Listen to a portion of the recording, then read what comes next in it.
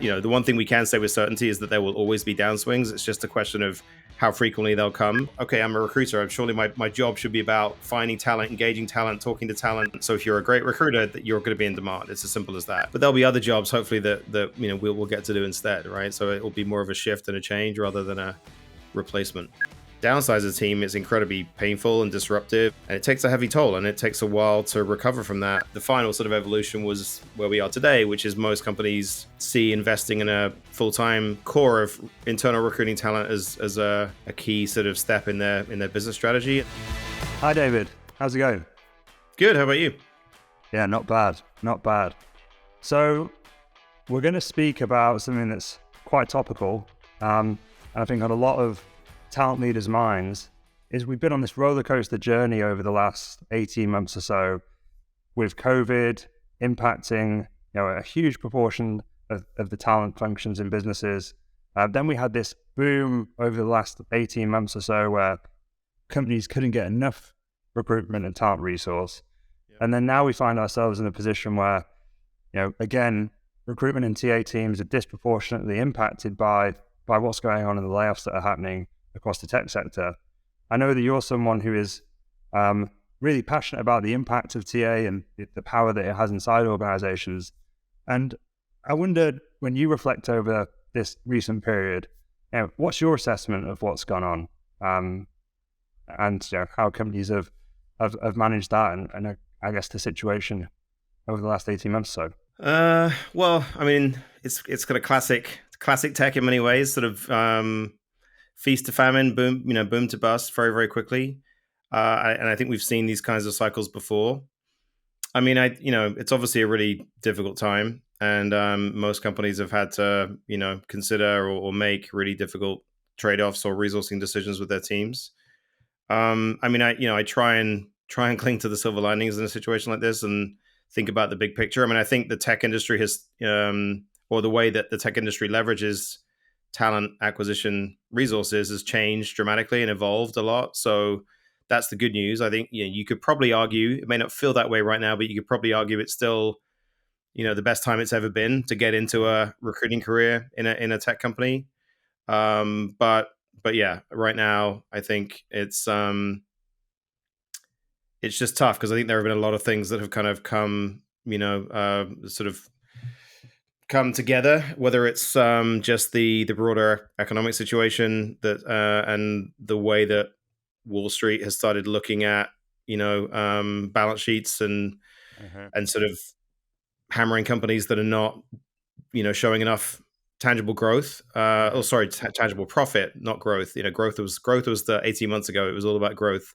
Now it's all about profitability and do you have a sustainable business model and can you afford all the resources that you hired during the pandemic? So, yeah, I mean, tech has a bit of a nasty habit because it's a very aspirational industry for getting carried away. And I think it now feels like many companies did that during COVID and overhired and are probably now, having to sort of walk that back slightly and consolidate once again. Yeah, it's so interesting because I think a lot of the reason why people are intrigued and enticed by the tech sector is the moonshot ideas and this ambition that the tech sector has to invent the future, and naturally with those kind of ambitions there's kind of an outsized level of risk as well that you have to accept, and I wonder that because of the kind of 10-year bull market that we've had, people have kind of lost sight of how risky tech is actually fundamentally. The stat that 9 out of 10 startups fail seems to have not felt real, during the last definitely 5 to 10 years. You've been in some of the world's highest growth tech companies and leading tech companies in the US and Europe and Asia, and you've seen the evolution of recruiting and how companies use different resources and mixes of resources. Is there anything that you can kind of look back on about the past that maybe tells us where things might be going in the future, or things that you think maybe we could borrow and move forwards that you think would work very well for this kind of environment? Good question. I mean, I history was one of my favorite subjects at school, so I think that there probably are lots of things we can learn from the different historical cycles.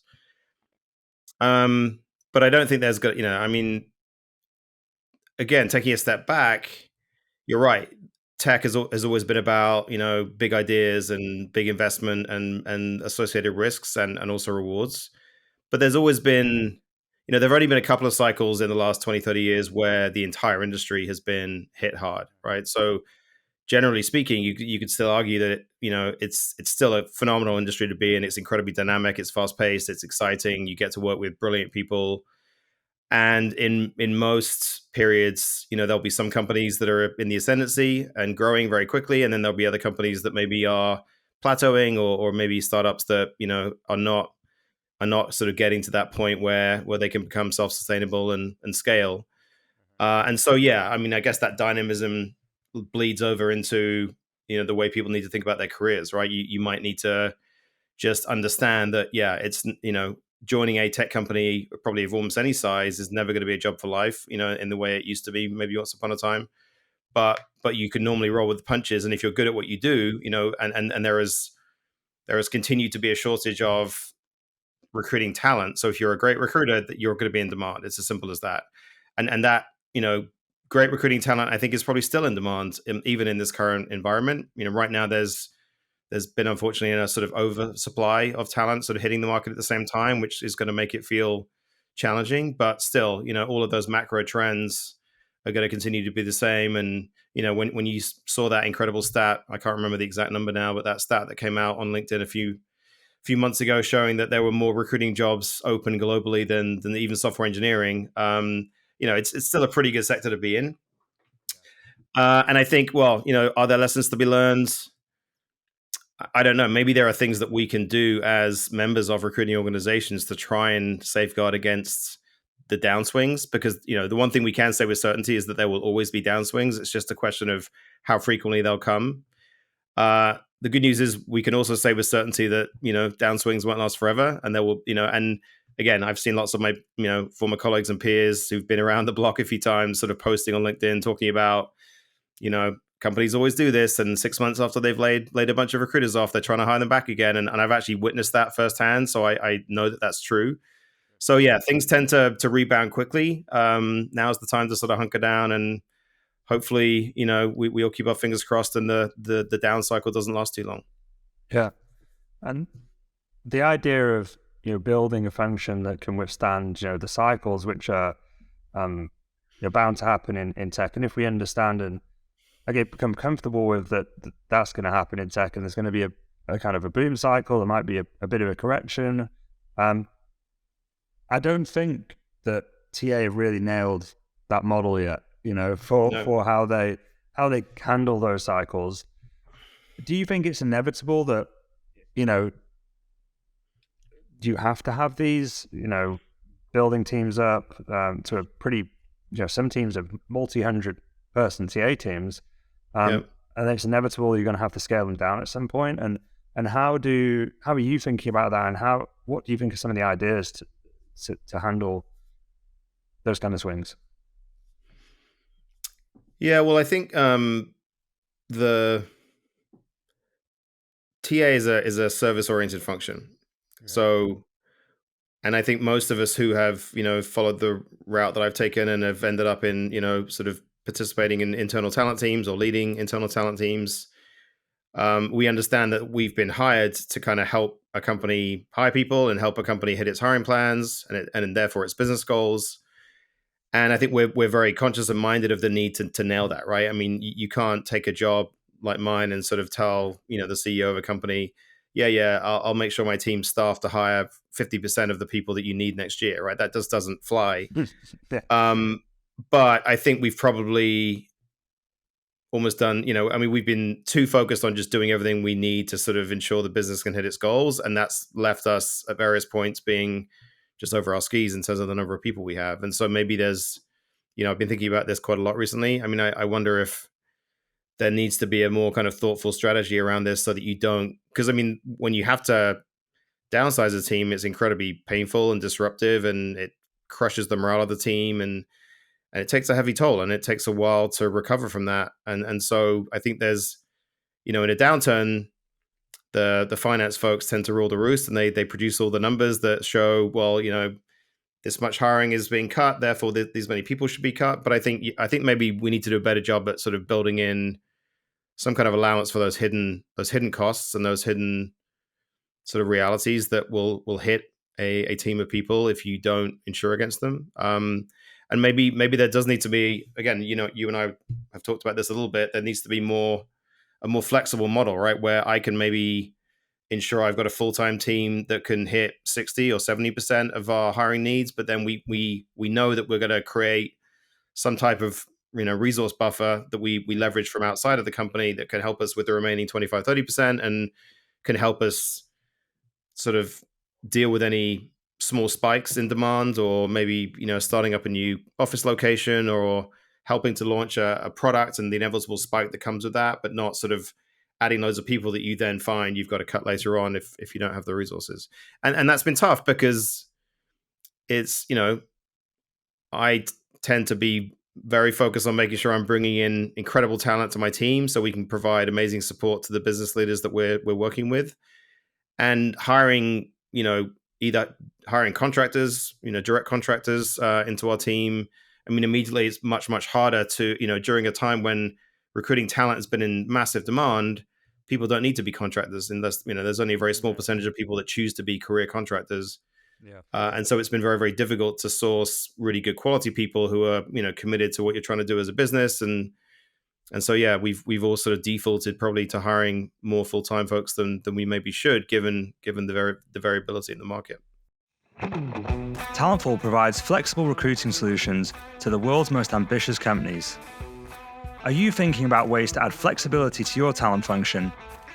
With recent market volatility and hiring set to return to growth mode in the near future, there's never been a better time to choose the right partner to help you scale. Talentful's embedded sourcing, recruiting, coordination, and talent advisory services have been trusted by the world's leading brands. Companies such as Atlassian, Microsoft, Expedia, Pinterest, Waymo, and more. Whether you're hiring across engineering, go-to-market, or G&A, Talentful has got you covered. To find out how Talentful can help you, visit talentful.com. I'm interested in, throughout your career, leading talent in-house, has it predominantly been a trend towards, majority of the hiring will be done by in-house teams, or has that shifted over time since you've been leading talent? Well,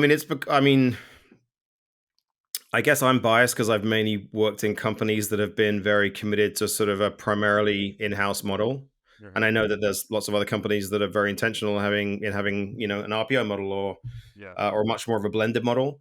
So given that setting that aside, I think it has shifted much more to the point where it is kind of incredible that a sort of 100-person startup in Silicon Valley will be looking to hire a head of talent, and they'll have a sort of recruiting team of 8, 10, 12 people, and they'll see that as one of their most critical acquisitions, to help the company be successful, right? Whereas, again, it's definitely come a massively long way during the arc of my career. I think, probably when I first started there, you didn't have internal talent teams. You had HR teams that tried to recruit people, and they would generally put, postings on job boards, or and then they do use agencies when they struggled, and then it sort of changed, and you had there was a big shift in the UK anyway when I was younger to companies that were outsourcing or sort of looking to leverage a sort of master vendor agreement, or put a big sort of master vendor solution in place to leverage their buying power and sort of provide more control over what they were doing.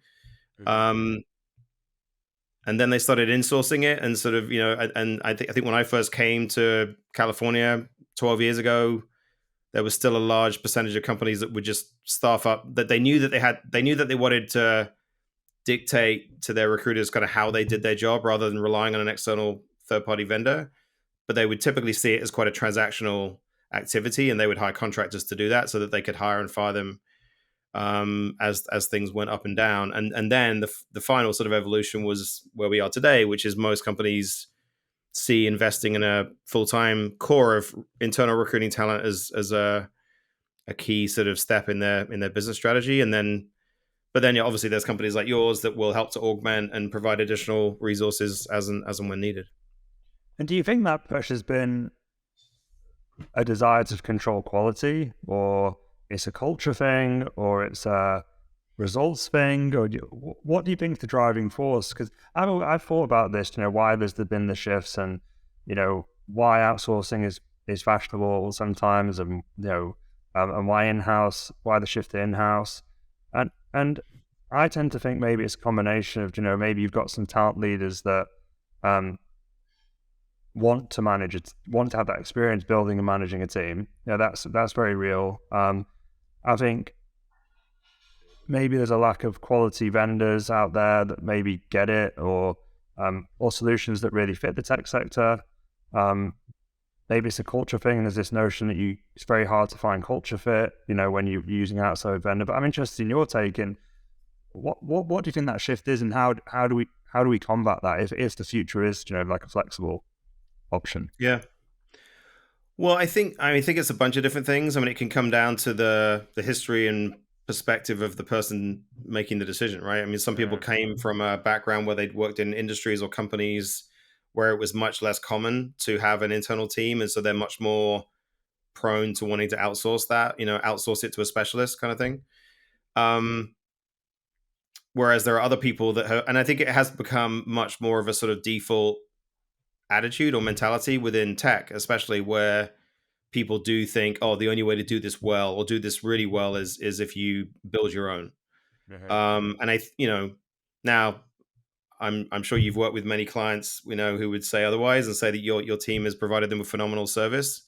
But I think that's certainly a philosophy that I've bought into, I guess, in my career, and I've enjoyed being part of. I mean, I think from my perspective, building out an internal team, why do companies do that? Well, I think they do it because, yeah, you're right, control. They want to be able to control when you recognize that hiring talent is one of the most, single most important things that you've got to do as a company, and it's going to have massive downstream effects on the company culture and business performance and the ability for you to hit financial goals and product launches and everything else.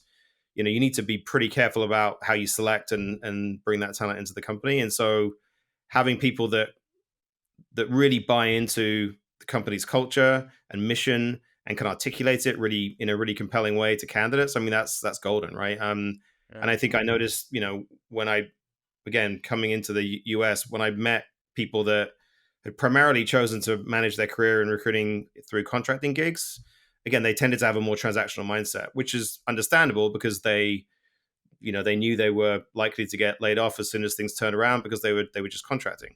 Yeah.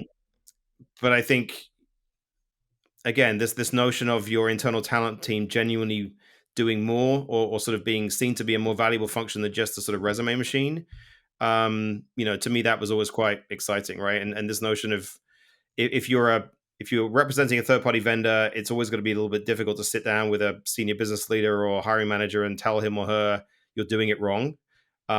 You're actually looking for the wrong person. You're paying the wrong amount of money. I mean, the good ones will, but it's quite hard to find really, really seasoned people that have got the courage to kind of, push back on a business leader when they're being paid to kind of, to come in as an external expert. Whereas yeah, internal talent teams should be empowered and emboldened to do that, right? To kind of say, yeah, look, we think the right strategy for this team is to locate it here at these levels, and we should be looking for these skills, not these skills, and based on what we're seeing, So I think there's, yeah, I mean, I spend a lot of time talking to my team about that, this notion that we're paid to be trusted advisors, not just folks that ship resumes across. And when folks say, jump, we say how high, Yeah.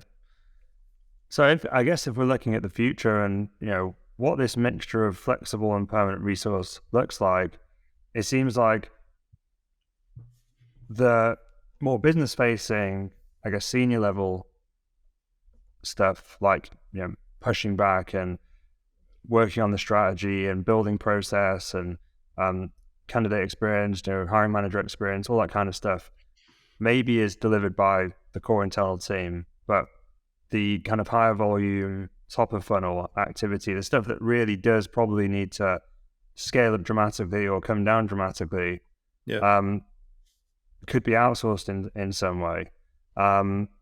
Do you think that's what the future of TA looks like, or do you like how are you imagining it? Well, I mean, I think we've all tried various versions of this already, right? And I'm Yeah. sure you've seen this in, as your company's grown.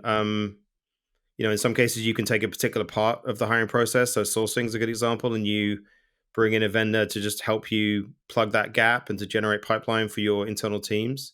In other cases, you say, okay, my core team is going to focus just on this part of our hiring, and maybe we're going to outsource the executive bit to external search firms, or we're going to outsource the more junior hiring to to an agency, or to a vendor. Or maybe, yeah, you look at a particular niche. Maybe you need, I've always been intrigued by the idea of, it's pretty hard to find folks for your internal talent team that are just expert at everything, right? And so the best recruiters you have internally are generally pretty agile and able to, you want to be able to throw them at whatever your biggest business problem of the day is. But it's pretty hard to find someone who is a real guru and an expert, say, in security hiring or Yeah. design hiring or hiring for creative roles, that require. I remember being at Apple, and the first time I met the team that did hiring for creative, it was, they genuinely knew how to read and rate portfolios, and I was like, what is that? That looks Yeah. pretty hard. I don't know how to do that. Um, so yeah, sometimes you need to go and find real expert folks that have deep roots into the industries where you need to select candidates from, and that would be a good way to go. So there's lots of different ways you can do it. I guess it just depends on what your own needs are, and in other cases, it could be geographically driven, right? You could decide, okay, we're not sure at this point. We know that the business wants to invest in South America, say, but we're not sure what that looks like over a 5-year period, and so maybe it makes sense to go into that market and leverage some local resources first, and then see what kind of resourcing level is sustainable in the long run. Excellent. And it seems like one of the biggest blockers for using vendors and third parties is this like quality control that you mentioned, and this idea of feeling very confident in the ability of the function that you're working with to deliver the company's goals. What advice would you give to another talent leader who's maybe thinking, okay, I need to do something new here. This clearly maybe isn't fit for these cycles in tech, and I'm going to try something new. I'm going to try a different mix of talent team. How would you go about assessing, vendors or different sources? It could be tech, it could be whatever, that flexible resource for quality and to maybe gain some confidence. Other things that you would look at specifically that would make you feel, confident? Well, I mean, like any relationship, it takes a bit of time for that trust to develop, right? So I Mhm. think the first thing you probably would do is design a couple of opportunities to pilot and do some testing with a one or two or three different vendors, and just see how they do, see how the partnership's working, see how committed each vendor is to your business, because in some cases they might be overcommitted elsewhere and may just not be able to allocate you the right time and resources. Um, so yeah, I think you've really got to play around with it. I mean, now's a good time to be doing it, right? Because I mean, I think, I was actually, talking to you and a few of your competitors, say, 18 months ago, when I was trying to be quite intentional and thoughtful about, establishing some good partnerships, Mhm. but things were moving so quickly at that time. And companies like yours had, companies calling you desperately trying to find talent. So things were just moving way too quickly, right? And I Yeah, think probably that was good for you and for your peers, but at the same time, it probably was all just a bit too chaotic, and absolutely. I'm sure some of those relationships have stuck really well, and are going to end up being lasting partnerships for your business. But then some of them would have fallen by the wayside because there wasn't the time to really build those relationships and to understand the business needs. And so, yeah, I think ideally during a slightly more fallow period, we'll have the time to kind of think that through. And yeah, for me and for my peer group, I guess thinking about what you really need, right? Not every again, not every vendor's going to have the right sort of blend of skills or the right business model that's going to suit what you need. There's this notion of, I think the best partnerships typically have a kind of setup for success on both sides, right? When you're looking at different options, and how do you work to kind of make sure that, from your side, do you have to dedicate, a certain amount of resource to that partnership, or a certain amount of time? Do you make sure you're tracking certain data points over a 30, 60-day period? Like, what does that look like for you in terms of, tracking that performance? Well, yeah, I mean, there's obviously various metrics you can put in place to to sort of tangibly measure output.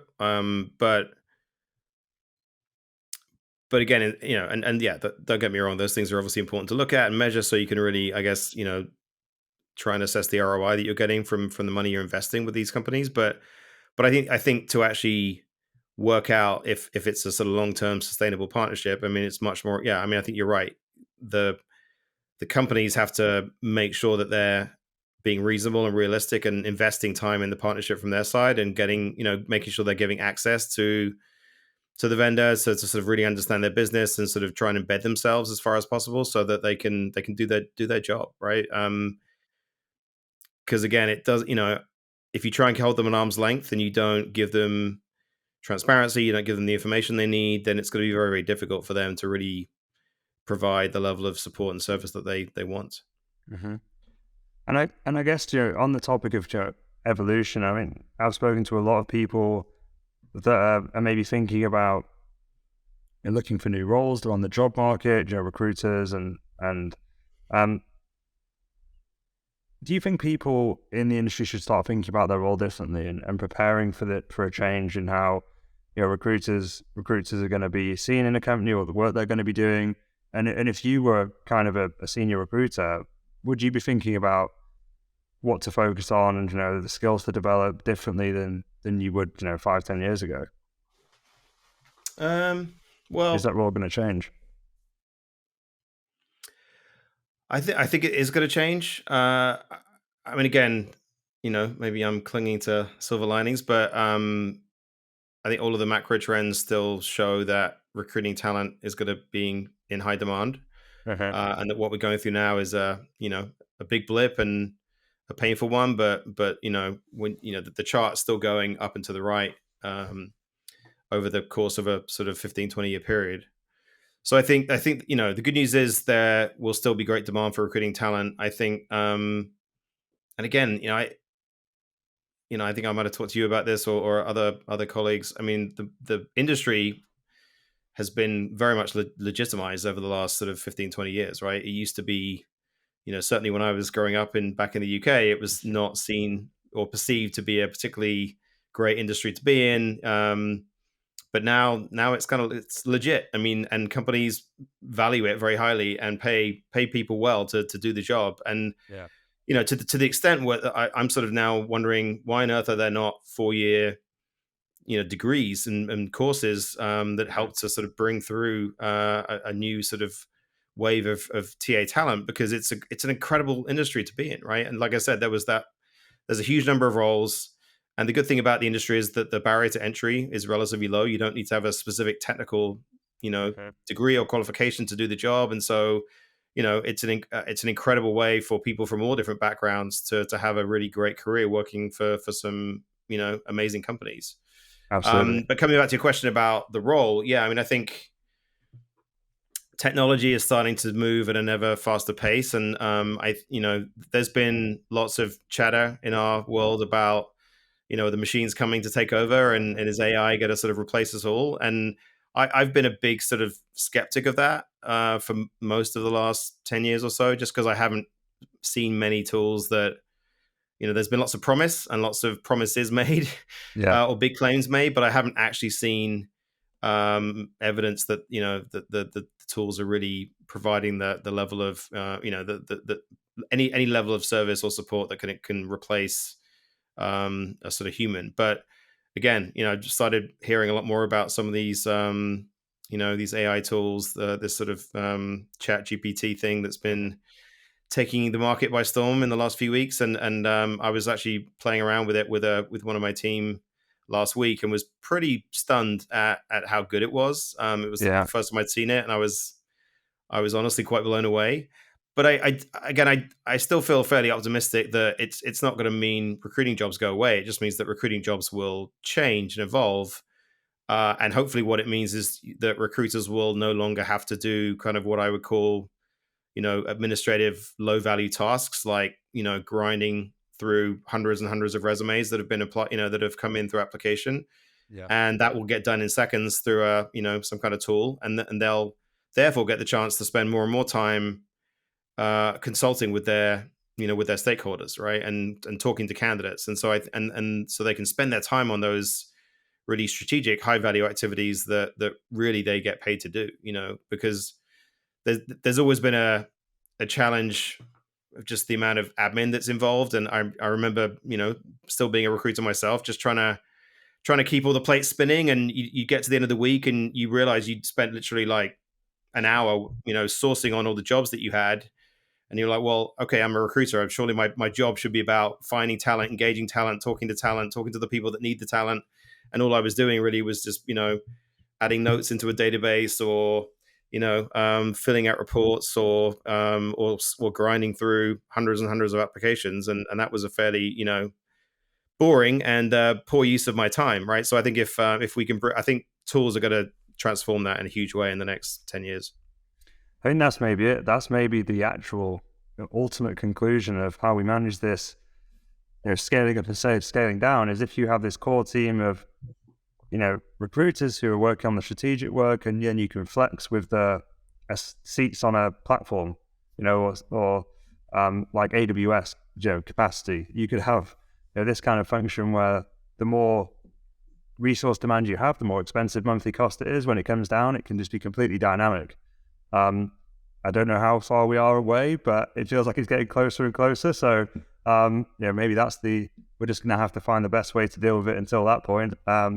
Yeah. And hopefully they don't come for our jobs too soon after. Yeah. But, well, hopefully I'm sort of in the latter stages of my career, so I won't have to worry about that. But I think it's got to continue changing. And I think it's not just going to be our industry either. It's, whether it's customer service type jobs that are increasingly being replaced by bots and all that kind of, having interacted with a lot of bots in customer service teams, I wouldn't necessarily say it's a premium experience. Yeah. And so there's probably a ways to go, but yeah, I think it's coming, but there'll be other jobs hopefully that we'll get to do instead, right? So it will be more of a shift and a change rather than a replacement.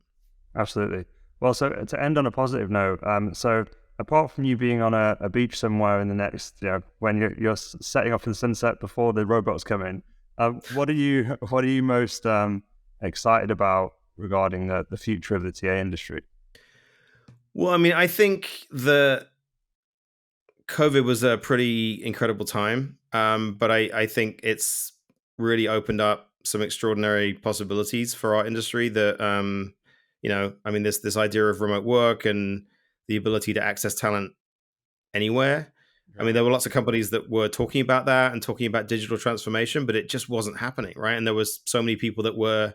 And again, look at the tech industry. The tech industry was wedded to a model where their a large part of their talent attraction strategy was centered around having a cool office, right? And having perks in those offices to keep people in those buildings for as long as possible.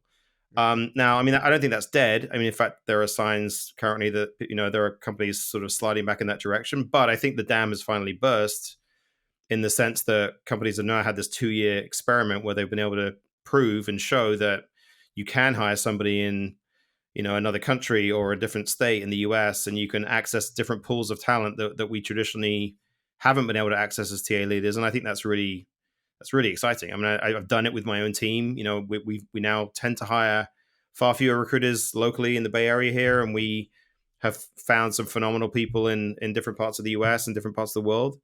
And so, yeah, there's still this big debate about which model is best, and and I still enjoy going into our headquarters building and sort of seeing my my coworkers and sort of spending time in person. And yeah, I also really cherish the really cool people I've gotten to know and get to work with who I've never met, right? But and yet, we're now able to sort of access that talent in those places, and I think that leads to a lot more really exciting possibilities. So I think that's pretty cool. Absolutely. Well, thanks a lot, David. Been really great to chat, and I'll speak to you very soon. Yeah, thanks, Chris. Take care.